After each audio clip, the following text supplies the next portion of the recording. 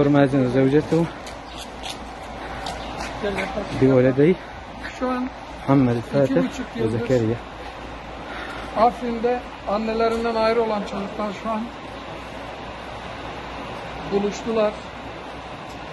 2,5 yıldır Afrin'deydiler. بعد السنتين Şu an elhamdülillah buluşma anı, hasret bitti. من عفرين İki çocuk انتهى anne الفراق baba انتهى ayrıydı. الألم.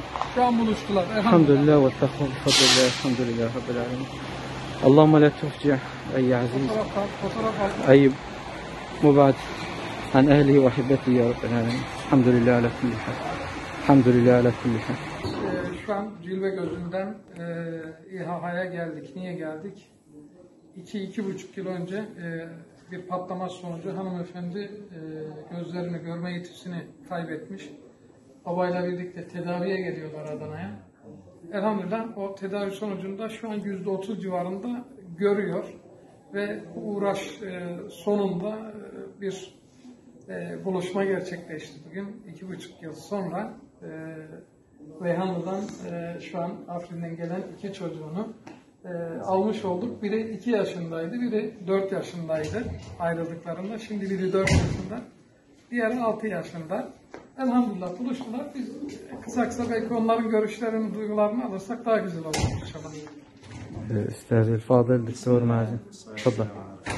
بداية الحمد والشكر لله الذي يتم بشكره الصالحات.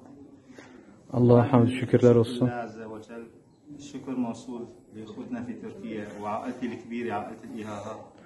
Türkiye kardeşlerimize çok teşekkür ederim. Büyük ailemiz İHA'ya çok teşekkür ederim. Çok bir gayrette gösterdiler bize.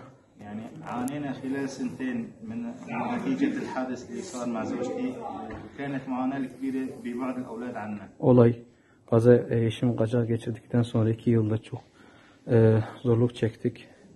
Özellikle çocuklarım bizden uzak olduklarından dolayı. والحمد لله يعني بفضل الله أولا ثم بجهود أخوتي في الإيهاها وخصوصا الأستاذ محمود الرسلان في ترى أضرار. كل الشكر موصول لكل الأخوة في إيها اللي أنا بفتخر إني يعني بعتبرهم عائلتي الكبيرة. Allah'a şükranla şükranda bulunuyorum. Ondan sonra İHA ailesine çok şükranda bulunuyorum.